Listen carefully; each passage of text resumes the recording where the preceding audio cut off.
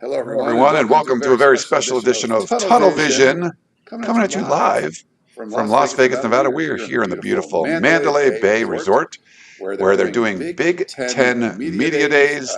Day 2 just finished up recently. We're here on Radio Row, and it's pretty much empty, but we're here doing the live show. I'm your host, Ryan Abraham, publisher of USCFootball.com, and we have Chris Trevino sitting over here next to me, and Connor Morrissette, a.k.a.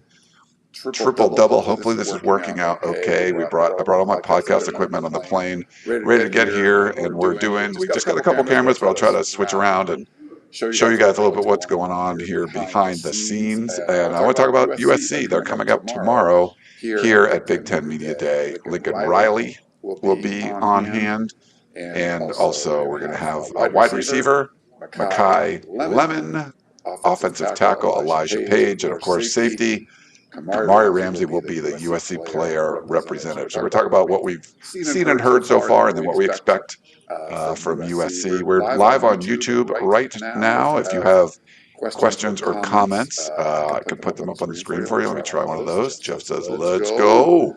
Let's go, Jeff. I love it. Appreciate it. So if you have questions in there, we'll put them in. We'll try to keep this tight. I don't know how long this equipment's going to last. Batteries and everything. We're all plugged in. It's working so far right now. Something doesn't work, just put it in the chat and let me know. Might be a little echo situation I'm seeing. The little echo? Interesting. Big echo going on. Okay. That's no bueno. As long as it's not a mango cart situation, shout out for those that know. But shout out to Ryan because he literally checked a bag for this to happen. Yeah. Very professional setup. We have our nice spinny mics, nice little zoom there in the middle. We look super professional. Nice. Hopefully we sound super I professional. hope we sound super professional. I'll kind of work on that a little bit. I want to thank our sponsor, Trader Joe's, for being so amazing to us over the years. We love hanging out at Trader Joe's, going to buy Trader Joe's. I had lunch recently with our buddy John from Trader Joe's, who has been an awesome partner. And one thing, guys, I don't know if you guys have tried this out before, but the checking out, you go if you like s'mores, and this was I first saw this in July 4th, but they had Trader Joe's marshmallows, really cool pack of Trader Joe's graham crackers, and they're like single graham crackers, and the ones you have to break in half, and then really nice like these Swiss chocolate bars. They're all put together, and I made some s'mores like over the stove with them. Really good. So if you guys like s'mores, that's something you can check out. Like a single s'more shot, something like that. Yeah. At one time. Okay. I love it. Yeah, I'll check that out next time I'm there. Cool. Well, we want to check out, and I'm going to look at the audio stuff here. I'll give the floor over to our guys here. But yeah, what are you expecting coming in for Big Ten Media Day? Chris, do you want to go first? Do you want me to start? I can start. I know Connor just got off his flight. He's trying to get used to the Las Vegas heat here. But yeah, USC second Big Ten Media Day, obviously a little bit closer to home here on the West Coast in Las Vegas than was in Indianapolis last year. There are some big questions that we need answered, or at least tried to be answered as we go into USC's fall season. I think the two biggest things on our mind, the one being the DJ Wingfield situation, being that is essentially a starter that USC possibly might not have at a really important position. So I know Lincoln Riley is going to get questions about that and his status and eligibility with the NCAA and getting that extra year of eligibility, because obviously that is something is looming over USC's, end here of the preseason going to fall camp, losing a big starter like that potentially. And is that going to work itself out with the NCAA and all the legalities that go on? Yeah, that's certainly a big question. Based on talking to people, it just sounds like it's in the court's hands, and so I don't know how much Riley will be able to say with that, but that certainly will have an impact on the season where USC loses its left guard from last year, Emmanuel Pregnon, to Oregon in the portal, and then the replacement, if he ends up not being able to play, that's certainly a big hit, because then it's almost like you're down two guys where you maybe thought that you wouldn't have to rely on someone coming off the bench, but maybe it would be Micah Ben-Willis's time after that. So, yeah, hopefully we can get some information on that. I always think it's interesting with Riley. I know this is all about looking ahead to next season, but, during spring practice, you can't really get any insights into, when you look back on last season, what did you learn? And I'm hoping that we can get something from that. Like when you evaluate as a whole all those games that you called, I think USC was one of two Power Four teams that passed the ball over 60% of the time. The other team was Colorado. Like it just seemed a little bit uneven. I would love to get some insight into why that was so out of whack, and we just remember the passing, the passing, the passing. It's probably a pipe dream, but that's something that a lot of fans have talked to me about and said, hey, please, can we get an answer as to why they threw it so much? Even when Ryan and I did the Trojan Coaches Club event a couple weeks ago down in Torrance, where we talked to a bunch of fans, everyone is still so puzzled about that. So maybe we won't get a perfect response on that, but hopefully we can just try to get some information. I want to know about Tamir Robinson, too, where he's going to play, why they chose to get him from Penn State, just what he's going to bring to USC, because we haven't really talked to any of the coaches since that spring window happened. We talked to some of the assistants, but the guys who had committed weren't signed yet, so they couldn't talk. And I'm looking forward to hearing about Tamir Robinson, because out of those spring transfer guys, I think he's going to have the biggest impact. Yeah, that's a good point. We don't really know where he's going to play exactly. High potential, a guy who's a four-star coming out of high school, but has dealt with some injuries, seemed to create a little bit of buzz there at Penn State before he actually left. So high upside pick for them and at a position of need at linebacker. So yeah, really interested to see where he plays, knowing that they have Eric Gentry and Desmond Stevens kind of pencil in as your two top guys and the guys who were the clear top guys all of spring. Now you're just trying to build more depth. Jaden Walker, you got some freshmen in the summer enrollees, and yeah, Robinson and see where he fits in. Also, Chasen Johnson, because that is another big addition at the cornerback spot. Suddenly, cornerback has got a lot of competition. Isn't really a position we were. I don't want to say super high on yet. DJ Harvey, and then you're trying to figure out what's going on the other side with DeCarlos Nicholson coming back and that situation, and Marcellus Williams trying to break in. Braylon Connolly, we got heard a little bit of buzz from him at the end of spring as somebody we need to be talking about more.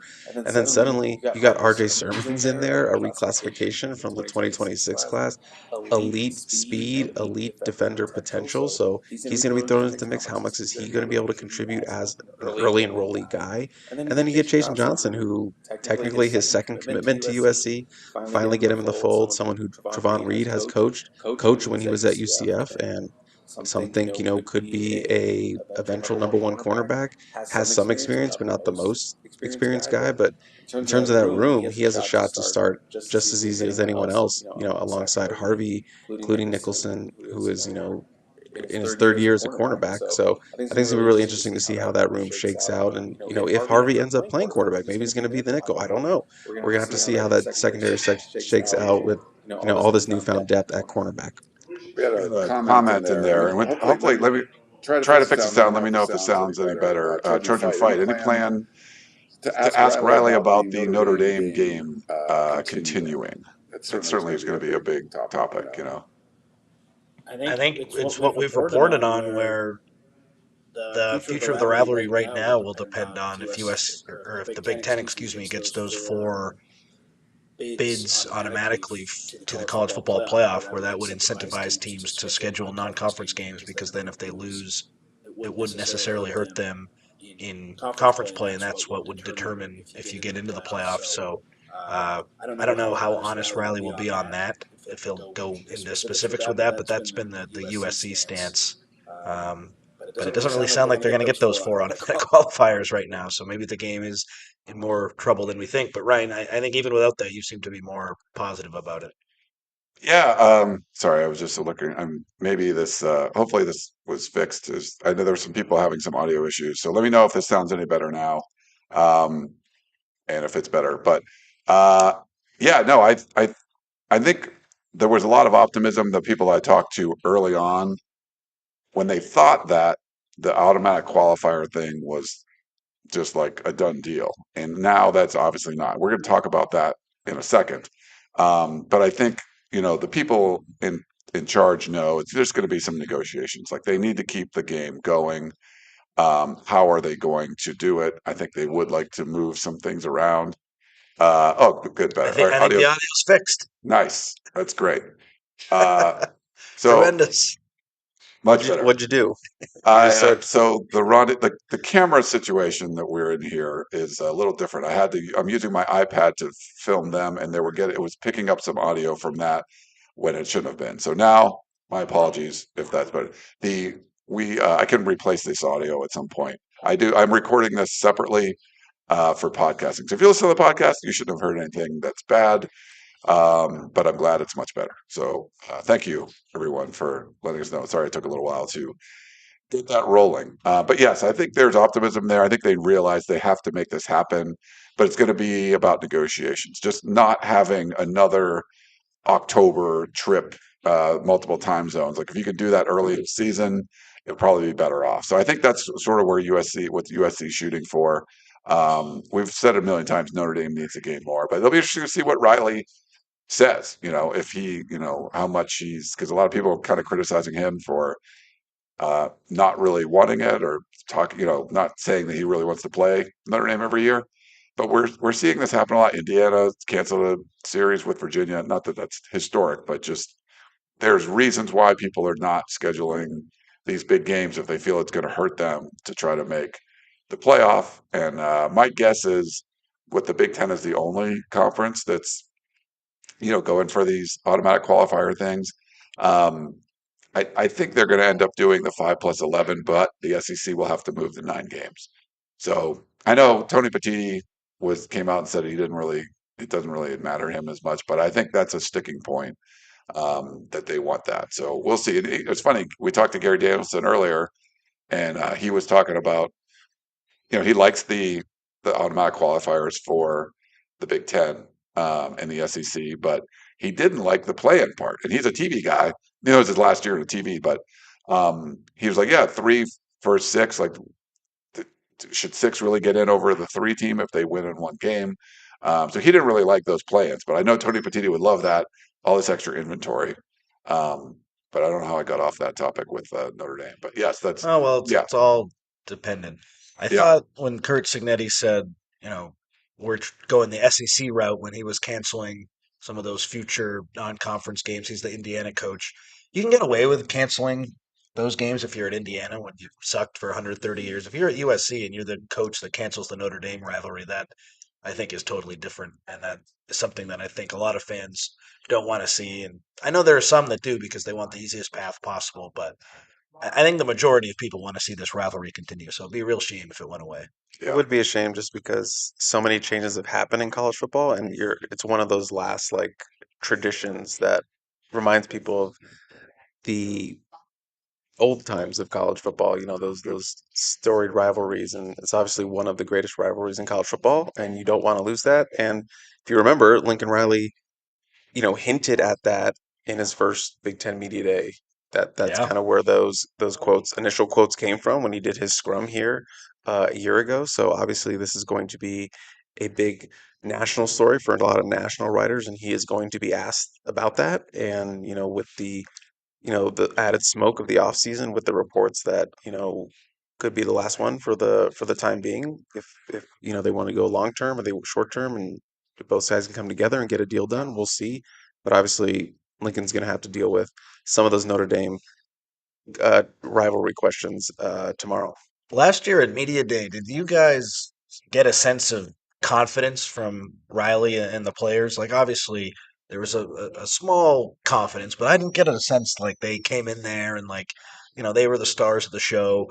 When I interviewed Riley last year, he said, we're not where we want to be right now, but we're not far off and we're not slowing down. Like, they acknowledged that things weren't perfect. And I am wondering if there's going to be a different air with Riley specifically coming into this event where I think he thinks USC is going to be better than a lot of people do nationally. And I know he doesn't pay attention to the Cleveland.com poll, and like a lot of people have USC coming in ninth, but there seems to be a disconnect nationally, which is understandable after the last 2 years. But I'm wondering if Riley's going to come in more confident. Like Chris, we saw him when we filmed those workouts that the commits were doing, and that was maybe the most confident, like best mood I've ever seen Riley in. And I'm wondering if that's gonna. They just won a big recruiting battle. I wonder if that's gonna carry over into today, where he's gonna come in and maybe he's not gonna say like we're gonna do X, Y, and Z, but you can kind of get a feeling like he's feeling better than last year because I didn't really get the sense that he was all that confident last year.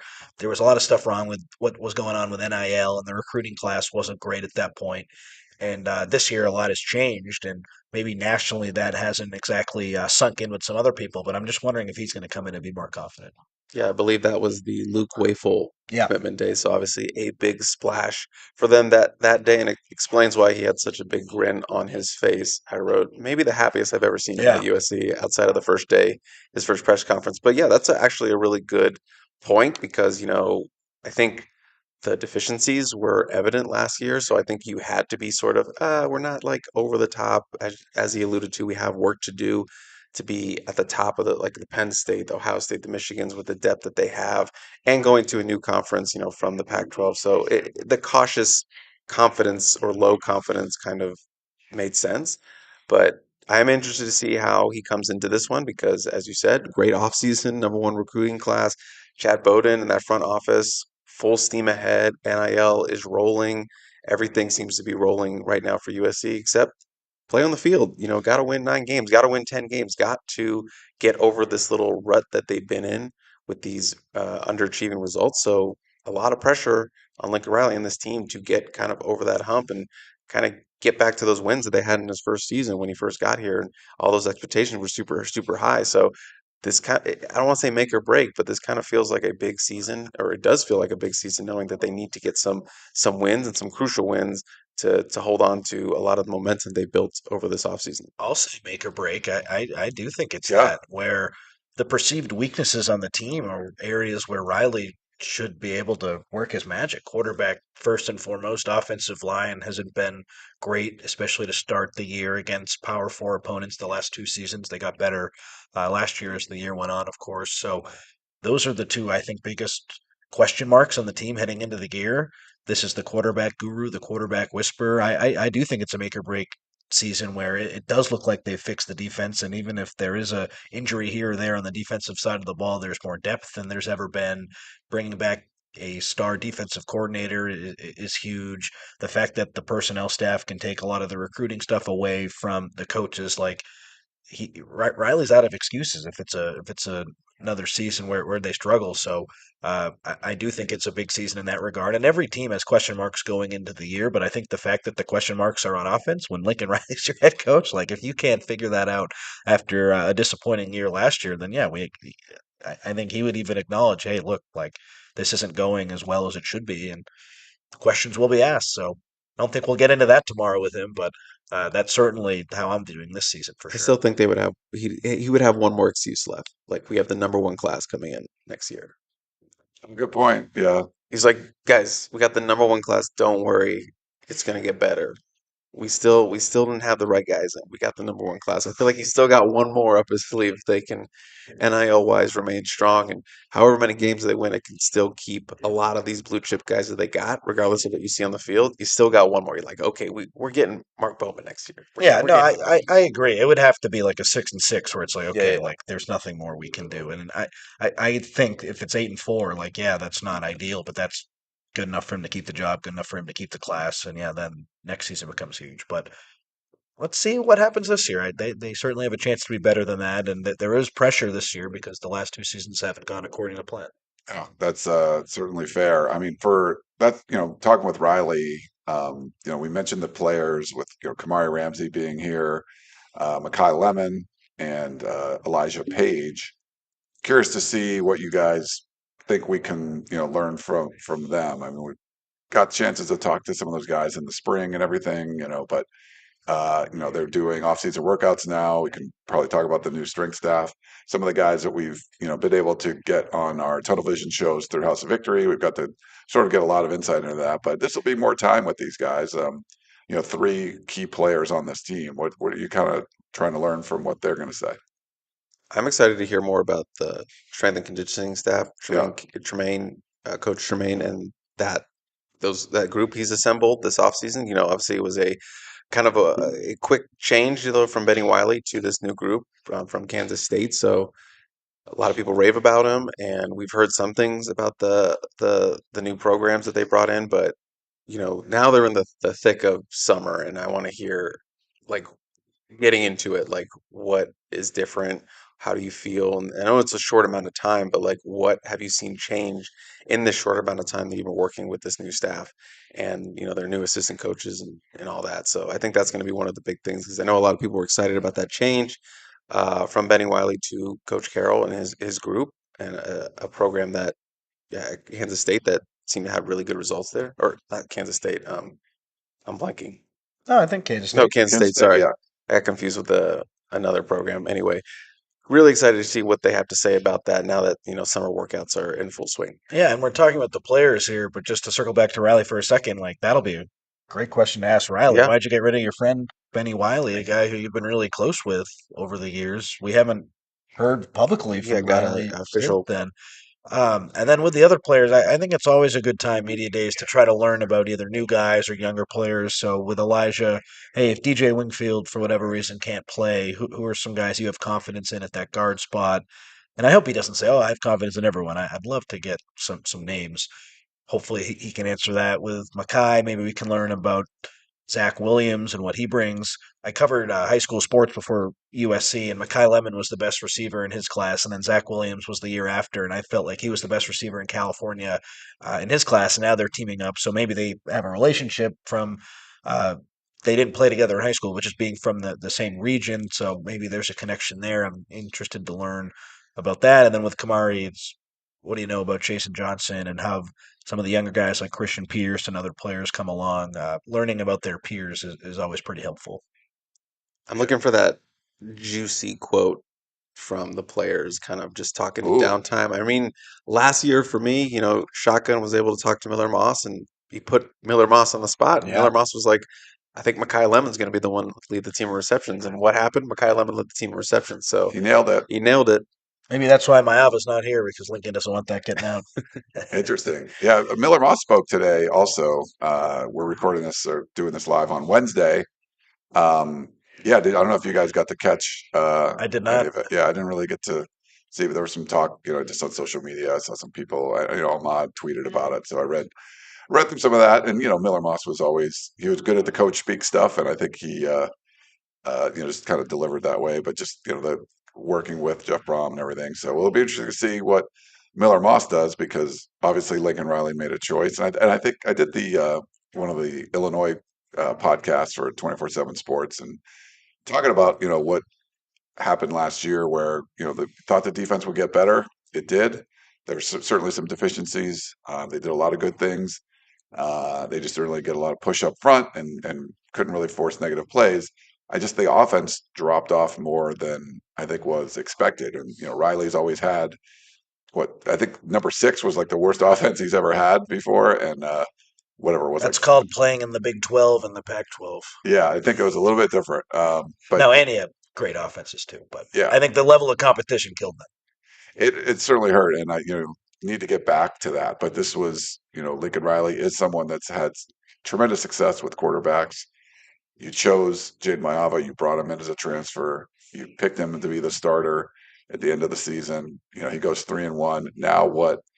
You've had the whole offseason to work with him. How much better is he going to be? And I think that's what it's going to determine how far this offense can go. Do you think he'll commit to Jaden being the starter tomorrow? Last year at this time, we had a very good idea it was Miller Moss, but he didn't come out and say that it was Miller at that time. The fact that Miller was there was pretty telling too. But do you think when we ask him who's the starting quarterback, he'll say Jaden, or will he say it's still a competition? I think he'll stick to kind of something similar he said in the spring. It's like Jaden's our guy right now. I think it'll be something similar to that. How he said, Yeah, Jaden's been operating as the guy. So I that might have been the not the exact phrasing, but from what he said, I mean, I think we did a story like basically Jaden Maiev is your starting quarterback unless something crazy happens. So I think he'll echo those sentiments from the spring. And that was because we had gotten some intel that Longstreet had put together some pretty good scrimmage reps, and we had put that out there. And like, I'm not saying we were creating a narrative, but we were just hearing these good things about Longstreet. And it's like, oh, maybe is there any chance that this could go a certain way? And then Riley put that to bed immediately. So, we can't watch as we've said a million times. So, like, I'm pretty confident that it's going to be Mayava, but like, It would be he's more got to earn interesting it. if he said it's a competition. Exactly. yeah. So Because that would be different than yeah, that what would you be said. different from what we've heard. So That was correct question. Is there any chance Longstreet pushes Maava for the starting role? I Light don't think schedule so, but early. maybe. Yeah, we should get a good look at both quarterbacks. So yeah, I think you'll get to see a little bit of them early on if USC's in a blowout situation. But even if Maava is struggling, you're probably starting off 4-0. So Yeah. then it's really hard to replace a quarterback that's undefeated. Yeah, don't lose at Purdue. That would be bad. Oh my God. Yeah, I was talking about that. So USC has Illinois in game 5, I believe, yeah, and it's a road game. And on the podcast, we were definitely talking about that. Like USC just hasn't been able to get off the snide and win like a real Big Ten road game. I said UCLA doesn't count. You took a bus. It's not, and so Purdue, it's like if you're going to win a game, it's going to be against the worst team in the Big Ten, and Purdue on the road. Like that's what you need to go out and just take care of business because Maryland was really bad last year, and USC ended up losing that one on the road. So I think you got to get that. I think that road win, just get it off, that the thing off your back, and you get the win at Purdue, and then you can play maybe a little looser when you go to Illinois, playing a ranked team on the road. It's going to be a much tougher task. Yeah, the back half of that schedule, it's certainly more challenging than the front half, and they're going to have to do better on the road. That's the big question mark where they've put a lot of work into improving their new strength coach, better depth. That's been attacked. That's another question for Riley, though. Just, hey, take it wherever you want to go with it, but what have you done to be better on the road in this offseason? Because that killed him last year. Yeah, we had a question in the chat. Thanks if you guys stuck with us.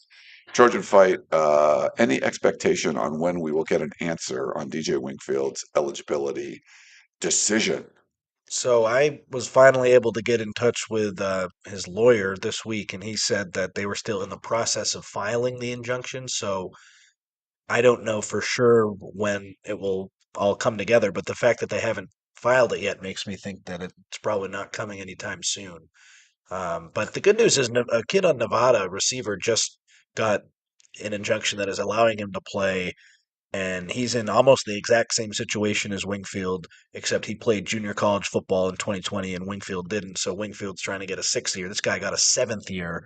Wow. It's very tricky about like the laws and where you are. Like the fact that that was Nevada is significant, but it's not California, where this is probably going to be filed in a California federal court. But to me, isn't a Nevada federal court the same as the California federal court because they're both federal? It's all frustrating and annoying and confusing, and we're trying to get answers on it the best we can. But Ryan, the way you've explained it is the House settlement kind of changed the deal with a lot of these guys. And before the players who thought they were going to get another year, it sounds like this 5-year rule that the NCAA has, where if you've played over 5, you're no longer getting eligible. Even if you have the JUCO year, where before that wasn't the case. I hope I'm not confusing people. I'm confusing myself. So if you're confused, I apologize. No, yeah, we put some stuff in the war room on Friday about that, and we just weren't hearing really positive things. But there's been reports out there, and what I've been able to find is since the July 1st, since the calendar turned to July and the House settlement was enacted, apparently there's some language in the settlement that makes it easier on the NCAA to deny some of these extra eligibility claims. I didn't know the details, but if you look at the track record since July 1st, a lot of the rulings have gone in favor of the NCAA. And that typically the NCAA loses a lot of these. Well, they're starting to win them now, and so there was some teeth in the House settlement. And again, don't know exactly what, but so that's what seemed to be on the not on the side of DJ Wingfield getting eligible, but. Yeah, we'll see. The legal process is still going on, but if you thought, if it's certainly not a sure bet that he's going to suit up in Cardinal and gold this season. Which would be a big hit.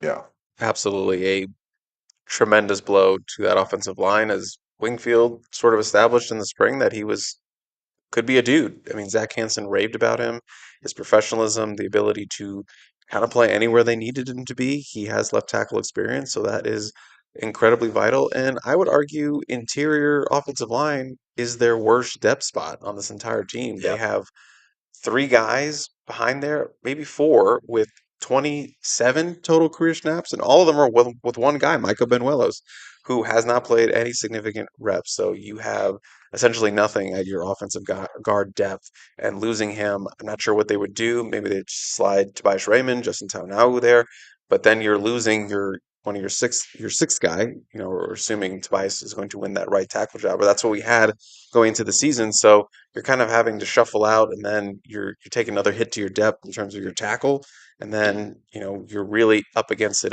interior wise. So yeah, losing him would be just really, really bad. Another good question for Riley. If he can't go Wingfield, then who do you have confidence in? That's what we'll ask Paige. That's what we'll ask Riley. Hopefully they don't say, all Everyone, the guys. everyone, Yeah, even confidence in UConn. Yes. You play guard. Oh, geez. No, I could not. maybe not. Yeah, Andrew says a huge hit to an already questionable Yeah. position. Yeah, it's unfortunate, and that's sort of the situation that USC is in right now. I think that's going to be one of the bigger topics for Riley, and yeah, it'll be interesting. So we're gonna, we will be here again tomorrow. Bright and early. Yeah, thanks again to the Big Ten for setting us up. We're can't really, I don't know if you can tell, we're on Radio Row, but there's a lot of podcasters and radio shows that have been up and down here doing a lot of interviews, and we're scheduled to get the USC players and Lincoln Riley to come through and come on a show similar to this, like what you have. So check out our YouTube channel and, of course, uscfootball.com for that. So we should be able to get some one-on-ones with all of the USC guys that are coming through here, and maybe some from the athletic department too. So we're working on that. That should be fun to kind of get in there and find out what's going on with them. But yeah, so that should be good. I think it's going to be a fruitful day, but busy day tomorrow with so 18 teams in the Big Ten. 6 go day one yesterday, 6 went today, 6 more tomorrow, and USC and UCLA are included in the ones for tomorrow. Do you know off the top of your head the other teams that are on? Michigan is on there. I'm I can blanking pull up now the on the schedule. other three. Purdue, Yeah, I thought Purdue. Is up there. Northwestern, I think. They went today. Oh, went today. Okay, Yeah. well, I missed one, so I apologize. Oh, that's all right. It's not Maryland. Maryland the first day, I can tell you that. Yeah. Let me pull it. It's not Nebraska. It's definitely Michigan. It's definitely Michigan, definitely Purdue. So that's 4, so we're missing 2. So right now, the schedule for press conferences with coaches, so starting at 11:30 a.m. Pacific time tomorrow, it'll be Kirk Ferentz from Iowa. Barry Odom from Purdue. He'll go on at 11:45. Deshaun Foster from UCLA goes at noon. Jonathan Smith from Michigan State goes at 12:15. Lincoln Riley from USC 12:30, and then Sharon Moore from Michigan at 12:45. So that's going to happen, and then there's going to be breakouts that we'll be at. But before that, in the morning, we should be able to get the players and coaches. But I think that's all stuff you can see on the Big Ten Network, and then there'll be podiums. So USC will go up at 3:30 to 4:15. So there'll be USC going up for then, and the student athletes will be going at 3:15. So they'll be 3:15 to like 3:45, and then Lincoln Riley will go 3:30 to 4:15. So we'll get a bunch of stuff going when all of that happens. Talking to the players, talking to the coaches. But like I said, check out the YouTube channel. We'll be up there. We'll put a bunch of these one-on-ones with them coming through Radio Row, so that should be fun. And we'll do instant analysis, Chris, to wrap it all up at the end of the day. Yeah, that should be a really good one. Yeah, it's a busy day here in Las Vegas. Yeah, it's very different. Like just going to Pac-12 media days. I didn't go in Indianapolis for Big Ten media days. I don't know how different this one feels, but it seems like a lot of media came out here, even though this was further away from the center, of the Big Ten footprint. But yeah, Tony Petitti yesterday said it was more of a logistical thing with, it wasn't like they just wanted to move to Vegas, but they want to do stuff in Vegas because they're doing like the basketball tournaments and things. So having it out here, I think it's fun. I think it's fun for people. I love going to Vegas, but I'd much rather fly here from LA than Indianapolis. I'm sure you guys have seen. I will say a lot more money lost this Big Ten Media Day than last year's. I Fair. want that on the record. Yes, I did not do. I've done well at the tables today. Yesterday, not well, but that was whatever. We're in Vegas. We're having a good time. Yeah, we're gonna meet up with some 247 people a little bit later, so it should be a lot of fun. Anything else you guys want to go over before we let go? If you, I'll look for any more questions in the chat, but we appreciate if you've come in live with us and watching on the chat. Thank you. I'm doing Ghost Notes tomorrow. People seem to like it from the Ghost Notes I did at Big Ten Media Day last year, so I'm going to do those again. And like Connor said, we'll have we'll have videos from scrums with Lincoln Riley and players, and we'll have a live thread. There'll be a lot going on. Looking forward to it. Another media day. They go so quick. I remember 2 years ago, Ryan, I held the camera when you interviewed Lincoln Riley. Now look at us. We got a nice setup here on Yeah. Radio Row. We're moving on up. That was a telephone and a stick mic, which we still have those, and those work. That works Yeah, well. works It sounds fine. pretty good, but this is a little nicer, and I do want to thank Big Ten for setting us up on Radio Row. So I don't know how many spots there are, but there's people that are like bigger podcasters in the Big Ten that covers teams or the whole conference. They're doing that. We're going to do a podcast of champions from here tomorrow, also. So probably when you guys are doing instant after USC and UCLA goes, David Woods and I will jump on and chat about the podcast of champions, which I haven't set any of that up yet, but we'll do that at some point. But yeah, all right. Well, I think that's going to wrap things up. Make sure you check out uscfootball.com for lots more. We're going to be coming at you with tons of content from Las Vegas from USC's appearance at Big Ten Media Day. For Chris Trevino and Connor Morrissette, I'm Ryan Abraham. Thank you so much for tuning in, and we will talk to you next time.